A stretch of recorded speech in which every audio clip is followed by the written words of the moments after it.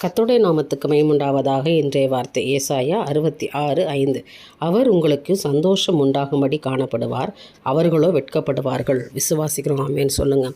அவர்களோ என்ற இடத்துல சத்துருக்கள், அவர்கள் வெட்கப்படுவார்கள், சத்துருக்களோ வெட்கப்பட்டு போவார்கள். உனக்கு விரோதமாக உருவாக்கப்படும் எந்த ஆயுதம் வாய்க்காதே போம். உனக்கு விரோதமாக இனி யாரும் எழும்ப முடியாது. மகளே, அருமையான தேவனுடைய பிள்ளைகளை, அவர்களோ வெட்கப்படுவார்கள். உனக்கு முன்பாக இருக்கிற எல்லாமே இன்றைக்கி எழும்பி நிற்கிற யாராக இருந்தாலும் அவர்கள் வெட்கப்பட்டு கண் கலங்கி நிற்கிறத நீங்கள் பார்க்க போகிறீங்க. இன்றைய நாளில் விசுவாசிக்கு ஒரு ஆமேன்னு சொல்லுங்கள். ஏன்னா அவர் உங்களுக்கு சந்தோஷம் உண்டாகும்படி காணப்படுவார். என் தேவன் ஆண்டவராக இயேசு கிறிஸ்து உங்களுக்கு சந்தோஷம் உண்டாகும்படி காணப்படுவார். அவர் உங்கள் வாழ்க்கையில் மிகப்பெரிய ஒரு அற்புதத்தையும் அதிசயத்தையும் செய்வார். சமாதானத்தை கொடுப்பார். உங்கள் உள்ளத்தில் பரிபூர்ண சந்தோஷமும் சமாதானம் உண்டாகும்படி செய்வார். அவர்களோ வெட்கப்படுவார்கள். உங்களுக்கு விரோதமாக இனி யாரும் எழும்பி நிற்பதில்லை.